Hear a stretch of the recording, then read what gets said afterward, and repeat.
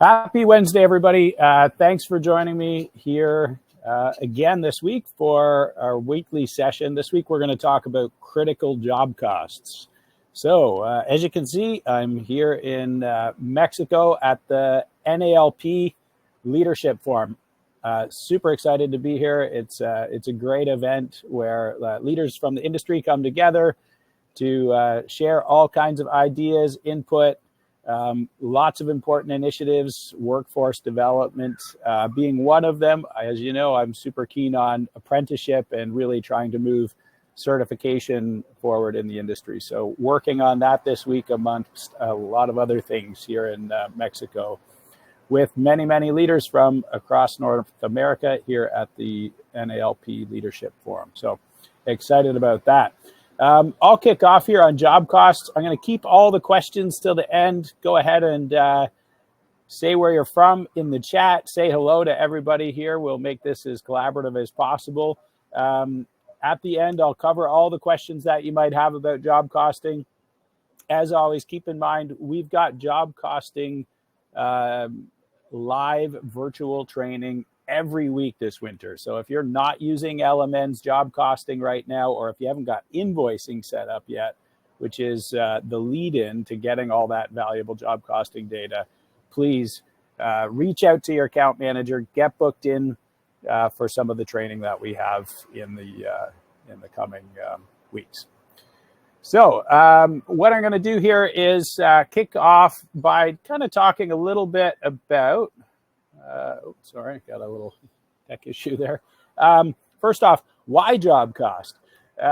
Job costing is super essential part of running a successful business. I think it's impossible to actually sustainably run a profitable business where you can pay staff really well and earn a really good return for the shareholders unless you understand what makes money and what doesn't. I think most companies guess. Unfortunately, they just keep guessing. And what happens is kind of guess on pricing, guess on how long things take, guess on the results. And you're kind of right half the time and wrong half the time. And as a result, I think we have an industry where there's only 2 or 3% profit. What you'll notice happen if you do start job costing, almost instantly profit will come up to 10 to 15%, because what happens is you get really good at understanding how long things take when you job cost, and you understand exactly where to go and fix problems. So it tells you lots of things, a few of them listed here on the page. How much money did we actually make on the job? How close was our estimate? Is the crew that's doing the work actually efficient enough at what they're doing? Can we improve their outcomes? Can we fix some problems with training, or can we motivate them a little bit differently to get more work done in less time? Can we teach them how to eliminate waste? Or maybe we have to actually just change our production rates in our estimates. Maybe it's impossible for the crew to actually achieve a profit because we didn't give them enough hours. It's just not humanly possible. And I think we all know when a job runs over or we don't make money, the field crew says it was estimated wrong. The estimator says it was the field crew that didn't perform the work efficiently, and we don't know what to fix. The nice part with job costing is you start to get really good insight across many, many crews, so you can see how they're performing doing similar types of work, and it gets much, much easier for you to make decisions about whether or not somebody's pulling their weight, whether or not somebody needs a little bit more training, or whether or not we can just change our pricing methodology to really drive more repeatable outcomes when it comes to profitability. So ultimately, getting started with job costing, sometimes people want to start job costing, but they don't know what the foundational components are. So I'll cover that really quickly here. In order to have accurate job costing, you have to have really accurate estimating. You can't just guess on the price and hope that it's going to be profitable. You have to be able to estimate work using a system.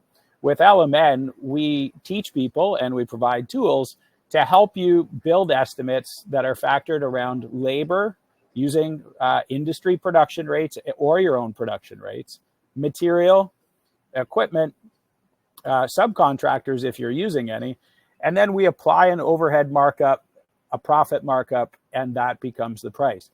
The key thing there is production rates. When we're estimating using production rates, we're creating key performance indicators or expected outcomes based on similar types of work. For example, a number of square feet of pavers that a crew should install per day, or a number of trees per day, or a number of acres per hour that somebody's going to cut on a large commercial property. All of these things are factored into estimating, and that becomes the foundation for job costing. What this allows us to do is estimate our work on a work area basis so that we can create bids that are hours expected for every task that we're going to do or work area that we're going to do on the job. So as you can see here on the LMN Crew app, we've got the ability for a crew to see for themselves how many hours were bid either on a visit for a weekly maintenance account or a work area on a design build job. And so what that allows them to do is understand exactly how many hours were estimated and how many they've used on that visit or up to date on a project, whether it be a maintenance contract for the season year to date or on a design build job just on the project up to date. This allows the crew to really sort of self-manage their time and understand whether or not they're actually going to deliver a profitable job at the end of the day. So once we've got this in hand, this really kind of allows us to start to job cost. And so a few things to keep in mind, how do we do this? With LMN, it's automated. Job costing labor is definitely the place to start because labor is our biggest expense. And it's generally where we have the most variability on jobs. Our biggest risk is in how long the job's going to take. If it takes longer, our equipment's there longer. If it takes longer, we're likely not going to make any money at the end of the day. So we want to be really aware of job costing labor. So, what is it? How do we do it? Basically, what it is we're measuring exactly how long we spend on each job site and exactly what we spend on wages to get that work done. And then ultimately what we want to do is compare the estimated hours when we were bidding the job to the actual hours that it took to complete the work. Once we understand that, it gives us that input so that we understand if our estimating is good or if our field is good or, if maybe both need a little improvement, as I said earlier. A few key things to think of when you're job costing labor, we have to take the actual cost of payroll and we have to input that into our job costing system.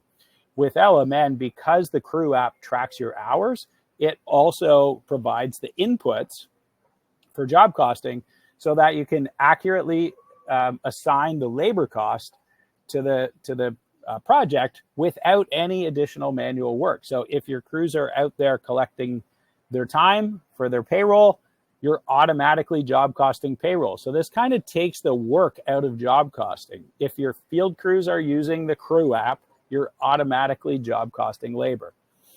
A couple other things to keep in mind when job costing labor, there's a few variables in the way that you do this. The main thing that I always like to say to people, keep it simple. Don't overcomplicate it. Don't try to job cost every last step, every little move. It just gets way too complex. You're going to have people trying to change tasks all day long on a phone. I don't think that's good use of time. We really want to keep it simple as much as possible. And so the way that we're going to do that is rather than list every little step of a project, I think it's better to kind of summarize these things. And so if there was two major areas on the job, maybe we were going to put a patio in and we're going to do some planting, we could keep it as simple as hardscaping or paver installation and planting. And when we do it that way, it's much easier for the crew to just clock into the major work area that they're working on. And if there's a front yard driveway and there's a backyard patio, we'll break that into two work areas. But generally speaking, we want to keep it very simple so that so it's very obvious what to clock into so that we actually get meaningful data rather than a lot of sort of made up data. You can imagine on the left, if somebody had to clock in and out for all these little tasks, the likelihood of them doing that's not very good. And so they're just going to kind of make it up. And we don't want that to happen. Number three, when we're actually thinking about unbilled time as a company. Using LMN, we teach people when budgeting and when creating estimating numbers to really focus on creating a known downtime factor. So when you set up your labor rates in LMN, we ask that you input a downtime factor. And typically for maintenance crews, it's between 20 and 30%. For design build crews, it ranges between 15 and 20%. This factors in the drive time.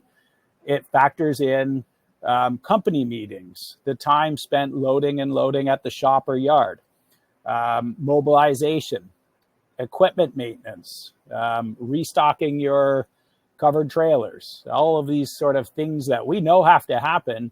But rather than estimate all of these things in every estimate, we're just going to apply a factor and we're going to mark up every hour worked to cover these costs. And so for me, I think measuring them and having people clock into the things like company meetings, shop and yard time is very valuable, but I don't want to overcomplicate it, having people clock in and out of every little time they jump in a truck to drive to a job site. It's just far too complicated.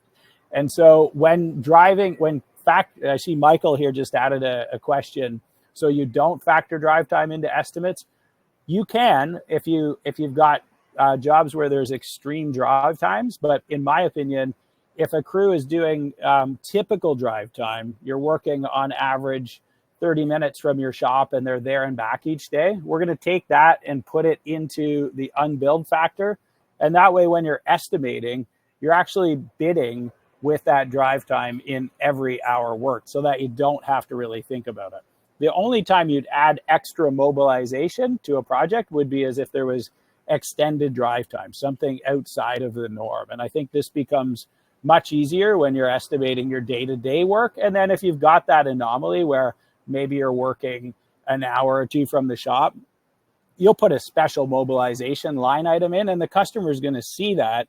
And you can explain, hey, we're going to have to charge you a little extra because our time is going to be on the estimates a lot. And so this makes it a little bit easier when estimating, kind of speeds things up, and I think covers you very, very safely throughout the year. Sometimes you might be a little more drive time, sometimes a little under, but that over and under generally shakes out very well. Scott, you said, isn't unbilled time caught within your overhead recovery markup? Another good question. It's actually caught within your labor markup because we're going to put that factor in your labor markups. So it's right there in the estimate. Some people do put an unbilled time in overhead recovery for training and whatnot, which I do highly advise. So training, things like that, if you're going to have 50 hours a year of paid training, that would be one that I would maybe suggest putting in overhead recovery. Again, we cover all of that in detail when we do our budgeting workshops, and you can learn that online. Every week we've got budget training with our training department and our live virtual trainings. Okay, so when we do track things like equipment maintenance, meetings, shop and unload time, drive time, we can really start to understand what that looks like, and we can apply some downtime factors more generically, like I just shared. Number 4, paperwork is a losing battle. We all know this. Anybody who's been running a business around paper knows very well. Hey, that's why I built LMN to begin with. It was painful trying to get people to fill out paperwork. Let's face it, it's a remote work environment. The rest of the world's just figuring out what it means to work remote now after, going through COVID. But the reality is the landscape business was very much working completely remote for many, many years. So we know paperwork, we're filling it out in pickup trucks, out in the rain, in the mud. It rarely gets back to the office the way that we'd like it to. And if it does make it back, it's often not as accurate as it should be. So it gets lost, it's late. By the time we get it, we've got bad information. And so when it comes to job costing, what we want to do is simplify things, put everything in that crew app to make it as easy as possible to track everything, all of these inputs. And so I'm going to show you next how to actually job cost equipment. So there's a few ways you can do this using LMN. Number one, your office is going to enter equipment daily and weekly for the crew. What do they have on site? We'll enter it for you. That's one method. You can definitely do that with LMN. So if you're more comfortable having the office or a project manager or an operations manager assign the equipment to each project each week, you could do it that way. Another way that we could do that is to actually just have the crew do it for themselves out in the field. I prefer this method personally. It only takes a minute. And this way it's a little bit more accurate, and the crew gets to be a lot more accountable for the equipment that they've got on job sites. So I've got a crew truck and trailer, I've got a power wheelbarrow and a skid steer. I'm just going to simply click those items off right there within the app, and that's going to track those costs right back to the job cost. Number three, you can apply job costs like overhead to job costing, which prior to us having job costing at LMN, what we used to tell people is, hey, if the crew budget tells you that they've got 15% overhead, or sorry, 15% equipment as a ratio to sales, we're just going to add that to overhead. If your overhead was 20%, well, we're just going to book 35% as a cost for overhead and equipment to that crew and apply that to every job. And that way we're job costing equipment a little bit more loosely, not quite so accurate, but at least we're covering it and we have a good sense of what the job cost is for that crew with equipment. So again, using LMN, we really prefer that you use option number two, which is the crew's out in the field. They've got the app. They're clocking the hours for the crew. Why not have them update the equipment at the same time? And you've got super accurate job costing. Now, the next thing, that I want to talk about is how to job cost materials, subcontractors, and other components of the job. So materials, I think, are relatively simple to estimate in most cases. I don't think many contractors have a problem measuring and calculating the number of plants or gravel or pavers, but we still want to track it very accurately because we want to understand if crews are actually working efficiently. We want to make sure that we're estimating the right dollar amount on our products when we're building estimates. And then we just want to see if we came over or under on the cost of materials when we finish up a job. So material tip number one here is, there's a few ways to do this. Using vendor bills is, I think, most accurate when we get vendor bills. So having the crew out there deciding like what materials they'd use and fill that in every day, I don't think that's super efficient. I think a lot of the accuracy comes from the actual paperwork. And so generally speaking, when a delivery comes to the site, the delivery guy hands the crew a receipt. It may or may not even have pricing on it. Often it's just a packing slip without pricing. And ultimately, it doesn't always have all the detail on there that would be needed for job costing. And so what we want is we want the crews to track some things, but anything, we want them to take that and we want them to put that in an envelope and submit it to the office once a week for sure, so that the office knows what was delivered. But ultimately, I think it's easier if the office takes the vendor bills from the jobs, they put it into the system themselves. Using LMN, they're going to update the materials that went to the job site, the exact quantity that was shipped, the unit cost, and the total price. And they're going to update job costing from the office or from the computer. Number two, allocating materials specifically to jobs is often a problem. Sometimes companies just get lots of material bills coming through the door.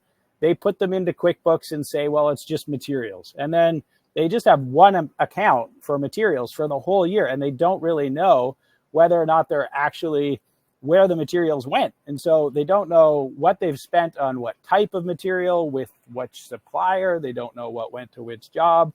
And so I think it's really important to allocate every material slip or every material invoice that comes into the office to a job site. So we have to make sure that happens. Number three, Inventoried materials. This is a big one. Oftentimes people ask us if we have material inventory. We don't, as LMN does not have an inventory management system, but what we do have is a way of assigning any materials taken out of your yard and assigning those to jobs themselves. And so what we really recommend doing is taking the materials that you've got in the yard, setting them up in LMN, and then when crews just load, let's say, gravel or topsoil or any other products from your yard, they enter it into the system and it automatically job costs those products that they've taken from your inventory or your bulk inventory, and it applies it to the job site that they use it. And this is the key component of job costing. Personally, over the years, I had hundreds of employees. I tried to set up inventory where we're logging the inventory coming out, we're logging it going out, we're putting it into QuickBooks manually. It was a very, very difficult process. And to be honest, it never worked. This is kind of like a dream come true, in my opinion. I want my bulk materials, my main inventory materials listed here in LMN. When the crew takes them, I want them to bill them to a job. At the end of the day, we'll reconcile what the difference was between what we paid on inventory materials and what we billed throughout the year. But ultimately, what I want to make sure is when we're job costing, that the inventoried materials always get added to the job.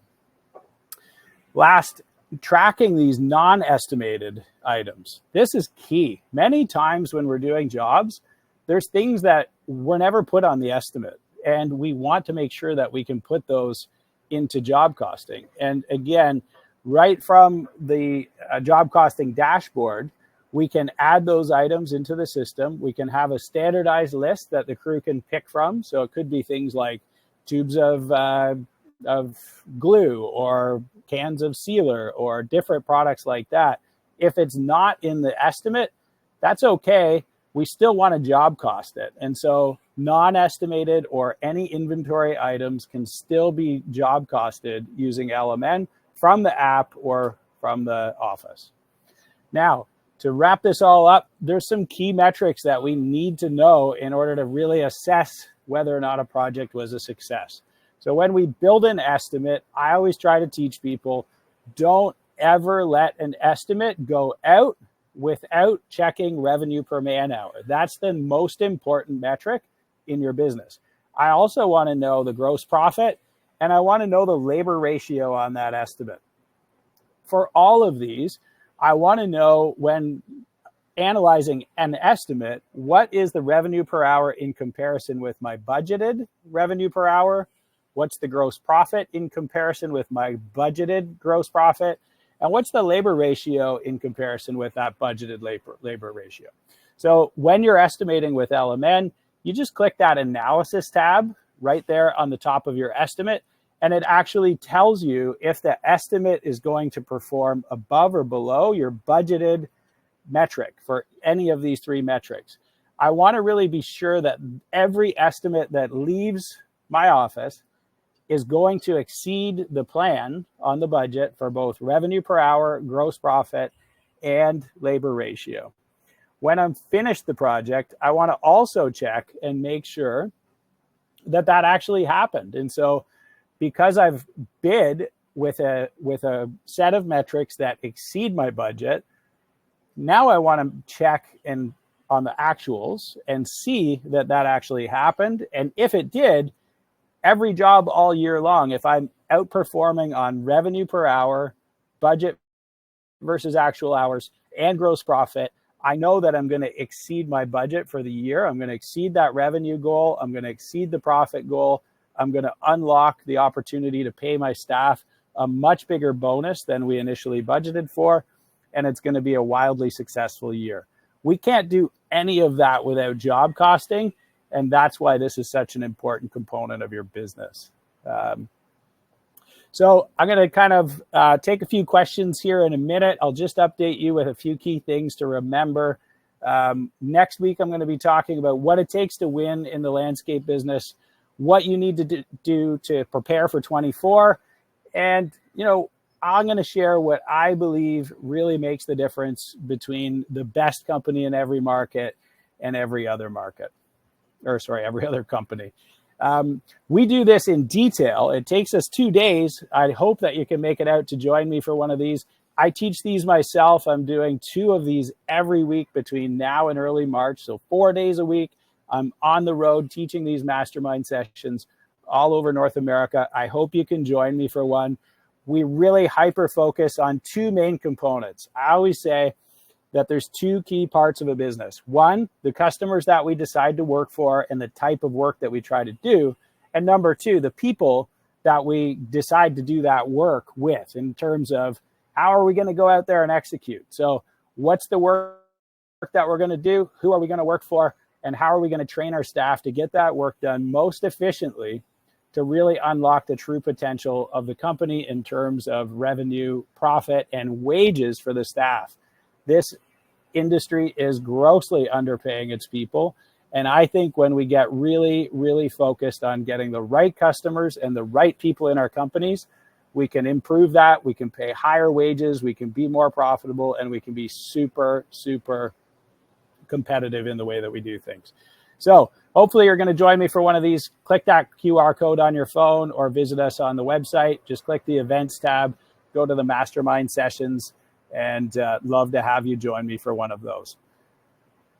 Another thing I'm really, really happy to share is our 5-day Academy certification. It's back. Prior to COVID, we had 2 training centers, one in Texas, one in Florida, and we had a third at our head office in Markham. We had to close those during COVID for obvious reasons. But when we decided to bring that back this year, we went with a rolling schedule around North America. So we're actually doing 5-day certification programs in 14 cities over the course of this winter so that you and your staff can get certified, understand how to unlock the true potential of LMN to help you grow your business a little bit more efficiently and really get everybody on board with what it takes to really see the actual data that it takes to make the right decisions to grow the business more effectively. Now, last but certainly not least, I hope you'll join us.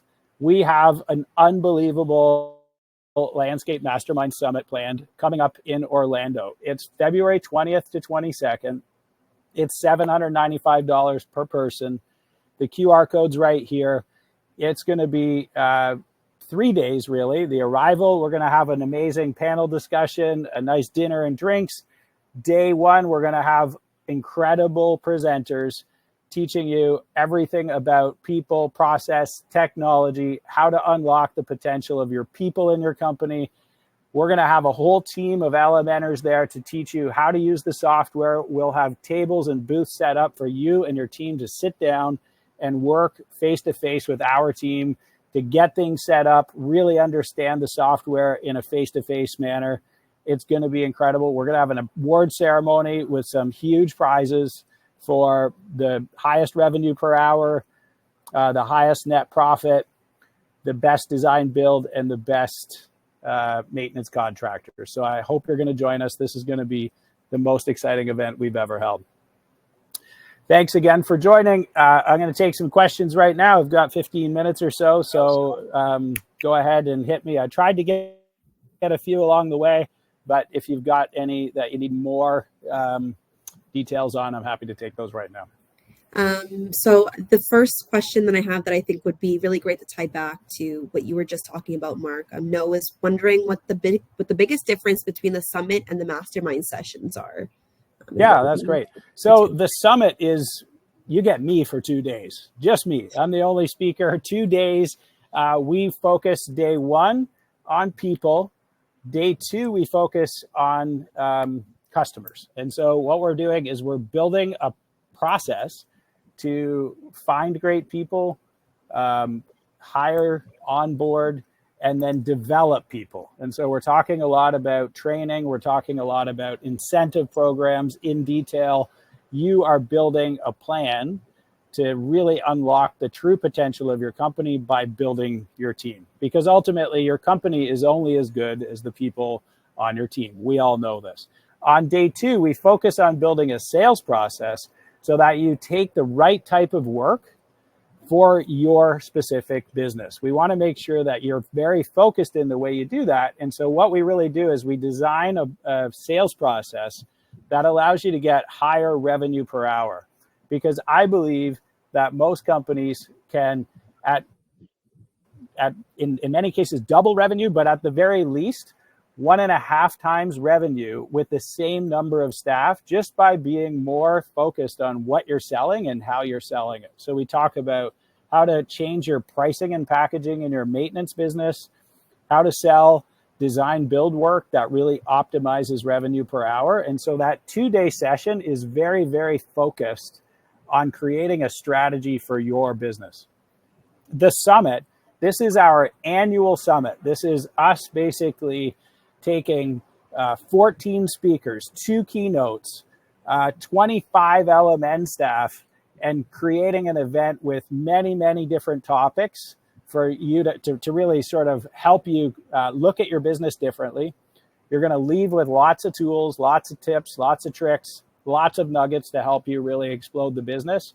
We're talking to some very, very successful business owners from our network, people who have started a business and grown it to huge size or huge profit or huge revenue per hour, not always one or the other. I'm a big believer that businesses are successful at any revenue level.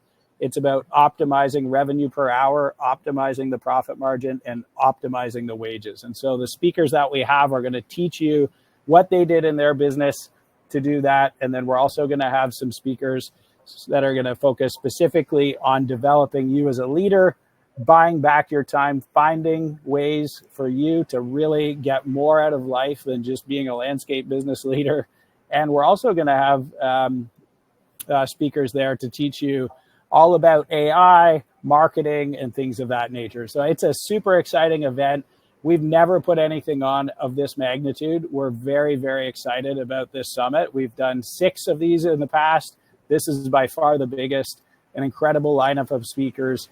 It's in Orlando, Florida. It's basically 2.5 days with an optional golf day on the end. But again, we'll have a huge team down there. Excited to have everybody join us there. Amazing. And then Michael asked, I've sent out estimates where gross profit was below the budget, but the net profit was above. What's more important? And I know Mike was going in the comments talking as well, but Mark, I'd love to hear your thoughts on that as well. Yeah, that's a really good question. So sometimes people have these projects that are really high net profit, but not so good on gross profit. And it's important to understand that both are very important. When we don't have the gross profit, we're not recovering as much overhead on the job, which means we're going to have to get that overhead recovery somewhere, or we're actually going to need to take it out of net profit. So we always want to make sure that we optimize revenue per hour, we optimize gross profit, and then the result is really good net profit. We don't want to ever lean on net profit as our first priority, because if we don't get enough gross profit, then we're going to actually end up consuming our net profit because we didn't recover enough overhead. So the guiding metrics in my world are always the revenue per hour and the gross profit margin. Net profit's just going to be sitting there waiting for you if those 2 metrics are optimized. Amazing. And just taking a look here, there's another one from Anne. It's my understanding that it still requires double entry if you need to apply class and or job name. I think they were talking about, is there interface between QuickBooks Online and LMN for vendor bills live yet in order to avoid double entry? And I believe Sean jumped in and mentioned that yes, it has been live.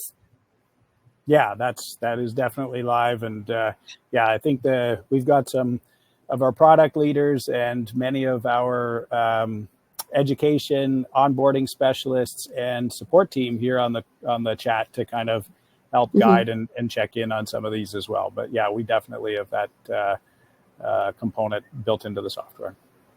Amazing. Okay, I think that's it from the question standpoint, Mark. All right. Well, thanks everybody for joining. I am here to enjoy this summit and take part in all of the great things that are going to come of this. So I'm going to move on for the day, but thank you. I appreciate you joining me. Have a great one. Take care, everyone.